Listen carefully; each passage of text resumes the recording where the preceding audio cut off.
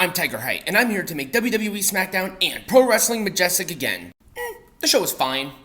There wasn't anything bad about it. It felt like it was just kind of there, you know?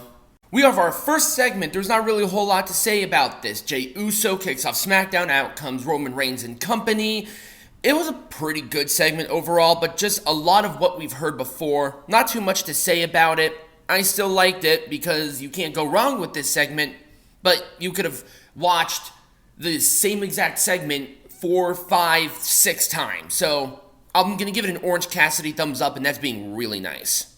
Up next was an unfortunate situation. Rey Mysterio versus Santos Escobar in the finals of the United States Champion Invitational. And what I'm going to assume here is that Rey Mysterio was going to lose to Santos anyway, but because of a injury or of a whiplash issue, the match had to be stopped prematurely. And unlike Britt Baker and Taya Valkyrie, this was definitely an unfortunate situation. It happens. It's wrestling. It's violent theater, but it's still violent theater. It happens all the time, and it's something that we just can't avoid.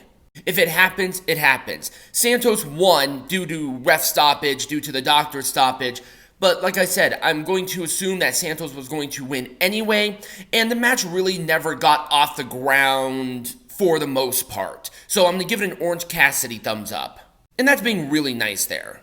I don't know what the injury is. I don't think they made an announcement regarding what it is, but it was definitely something that was unintentional. This was not storyline written. This was definitely IRL. And I hope the injury isn't super bad. Up next, we have LA Knight, taking on Ashante the Adonis. Yeah, this match happened. I like this because I just love the face of Top Dollar in this. It was BFT for LA Knight to win, super popular. People lost their minds when he came out and when he won, and I just love LA Knight's promo. This was just hilarious. Especially with the part of B-Fat. It's like, whoa, that's a little TMI, but I got a kick out of it. I'll be nice. I'm going to give it an Orange Cassidy thumbs up. Now, I'm not a big fan of this, and I'm going to tell you why. We have brand new tag team champions here with Chelsea Green and Sonya Deville. They were backstage having a moan, but Bianca Belair and Charlotte Flair, who were the other side of this tag team, they were just kind of put in this match. And for two women that are contenders for the women's champion, kind of in this situation, and it's like you're in a rock and a hard place here. You don't want to pin these two, but these two have to continue to pick up wins to justify them winning the women's tag team champions. But they didn't do that here. They lost almost decisively, and that's not a good situation. Now, yeah, they did get offense, but was it enough? And I'm going to sit here and say no.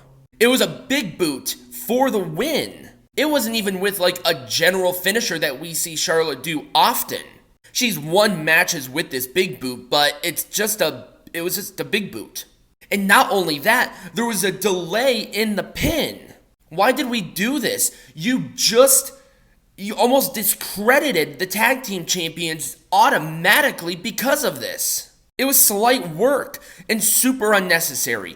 I think Chelsea Green and Sonya Deville should have won a match. If you're going to do this, have a tag team that can eat the loss without discrediting anything. This hurts the tag team division as a whole. Well, it hurt them more than it would anyway.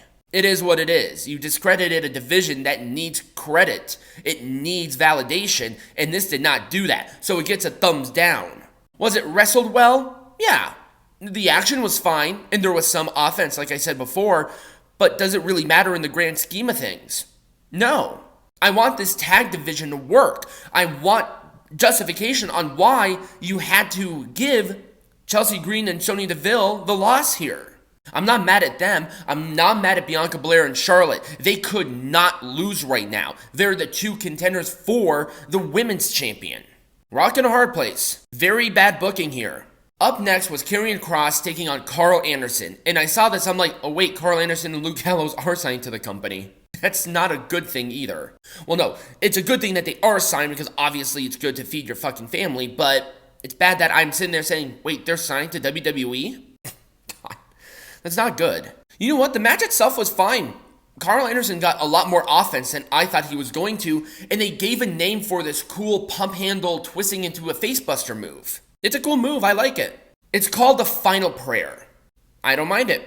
So yeah, Karrion Kross won. It was a cross jacket move where Karrion was yelling AJ, AJ, blah, blah, blah, and then out comes the OC.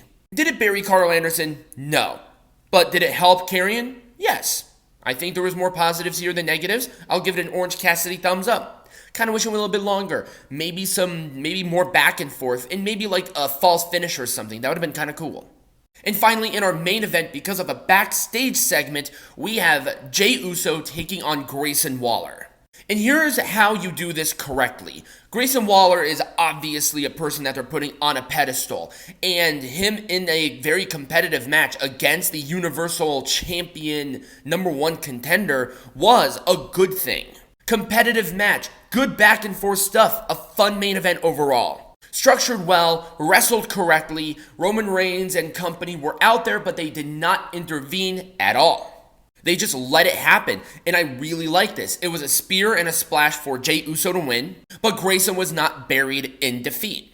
There was a post-match attack after where Roman Reigns and Solo Sikoa did get the upper hand eventually, but Jey Uso was fighting them off for quite some time. Crowd was losing their mind. This was a good way to end a subpar show. Fairly mediocre. But I want to hear from you guys. What do you think about this SmackDown? Did you like it? Did you not? Let me know. Comments either down below or right next to me over here. Subscribe to the channel or follow the channel, whichever one you're watching this on.